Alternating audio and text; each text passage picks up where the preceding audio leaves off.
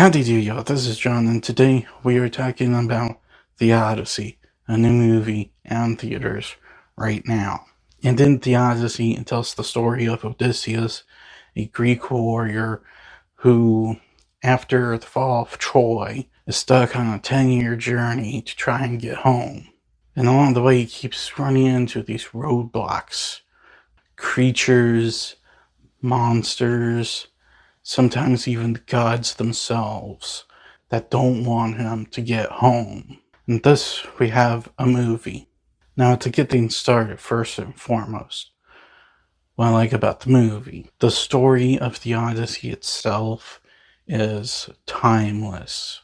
When you just simply look at the bare bones story of this movie and compare it to Homer's Odyssey, there's only a few minor changes. Other than that, the story stays the same from beginning to end. If you've seen any adaptation of the Odyssey, you know how this movie's going to end. The one thing that I don't care too much for when it comes to how Nolan decided to craft the story, he decided to craft it in a non-linear fashion, and I guess, an argument can be made it could work. Maybe if it begins with the end, and then Penelope asks Odysseus, "Hey, what happened to you?" And then he recounts the entire story. Maybe if it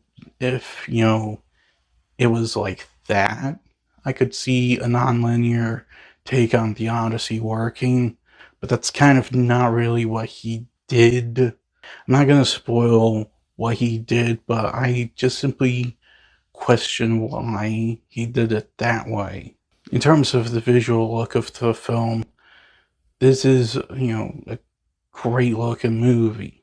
Christopher Nolan is always on point when it comes to the visual element of his movies. He always hires, the best cinematographers in the world to photograph his films.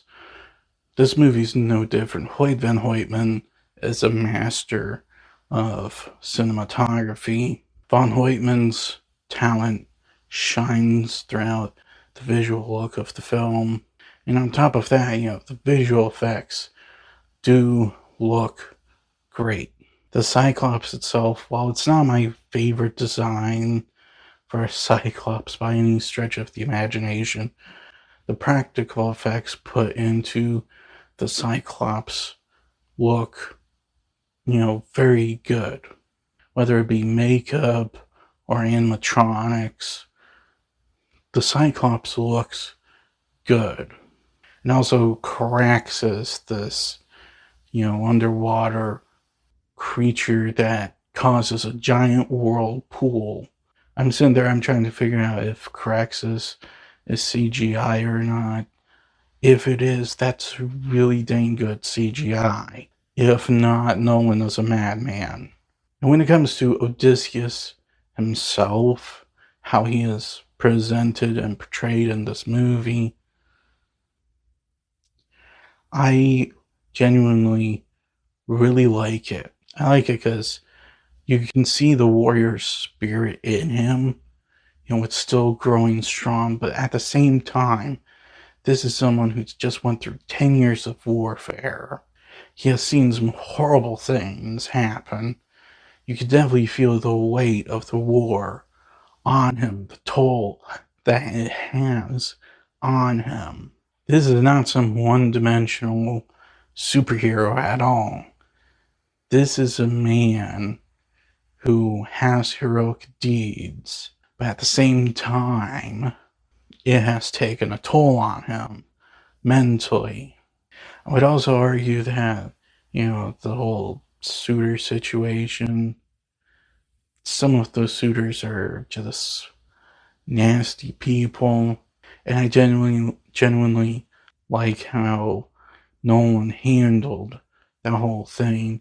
Some of it is, yes, not accurate to the Odyssey story, but it shows just how desperate some of them are to marry Queen Penelope, despite the fact that technically Odysseus is still alive, but shows their desperation. They're willing to do heinous things to get what they want. However, I should also point this out. This is definitely one of Nolan's weaker movies. While some of the casting in this film, like Matt Damon and Robert Pattinson, I really like them in their roles. Others, it's pretty clear that, yeah, Nolan's just trying to win an Oscar. Instead of hiring the best, he decided to fulfill quotas just to get that friggin' Oscar. Lupita Nyong'o was playing Helen of Troy. Not a bad actress, but not qualified to play Helen of Troy. There are moments in this movie where you can just horribly see just how miscasted Lupita is as Helen of Troy. There's this one moment that's being memed now where she looks like some psycho in a cop's body cam footage. Silence, horribly miscasted. To be fair, Himesh Patel doesn't do a bad job, but I'm a bit of a history buff. Indian people were not in Greece at this time. I'm sorry, but I'm just not politically correct about history. Again, to be fair, Himesh, again, he does a good job. But he's like one of the few people casted to fulfill a quota that does a good job.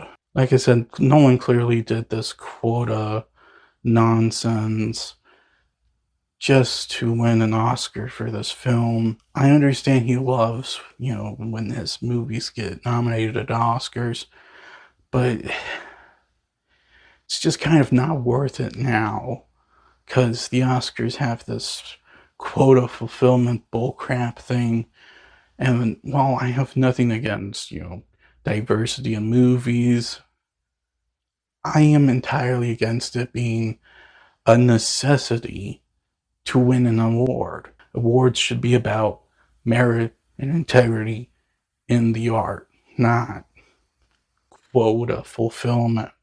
Anyway, end of rant. I also already mentioned the whole, non-linear storyline thing. I don't know why it was handled the way it was handled. It didn't hurt the story too much. And I should also point this out. The film is definitely a little too long. It is definitely a little too long. I do think that there's some stuff that could have been shaven out of the film. It definitely kind of hurt the pacing a little bit, because it's definitely a long movie. And while I understand, it's the Odyssey, it has to be long. The way in which this movie's handled, it could have easily been 2.5 hours, not darn near 3 hours. There's also some stuff that's completely cut out of the Odyssey story that I genuinely would have liked. Like the nobody pun. It's not in this movie. I don't know why, but it's not here. It's one of the best moments in storytelling history. The nobody pun. It could have, even with the modern dialogue, it could have still been in the film, but it's not. And another thing that I really, really wish was still in the movie was at one point in the original Odyssey story, Odysseus gets this bag of air, and he was told to use it when he sees Ithaca. That way, he can control his ships going to Ithaca. But one of his crew members decides to be stupid and open it at the worst possible timing, completely screwing them over. Not in this movie. I don't know why, because there's magical elements in this film. But again, not in this movie. Should never have been cut out. So guys, at the end of the day, The Odyssey, it's one of Nolan's weaker films. It is, but it's not bad. The film, its casting's definitely hurt by stupidly woke quota-driven casting instead of hiring whoever's fit for the role. It's definitely too long, just a little bit. And there's some stuff in this film that, had they kept in the movie, would have more justified its length than some of the stuff they would have, should have cut out. But at the end of the day, the Odyssey story is still pretty intact. Odysseus, the character, is strong. I also like, Matt Damon in that role. The visuals are great. The sewer situation, things got real intense there. And also something I forgot to mention, Ludwig Göransson's music, great. I don't care for the Travis Scott song at the end of the movie, but what Ludwig did was great. I will say this, if you can get past the stupid casting choices, I think you can enjoy this movie. If not, definitely steer clear from this film. I'm going to give The Odyssey a 7. Well, that's all the time I have for today. Please look forward to more videos real soon. Please hit the like button if you enjoyed this video. Please also subscribe if you're new to the channel. Please don't forget I have a secondary channel where you do gaming content. Please go check it out.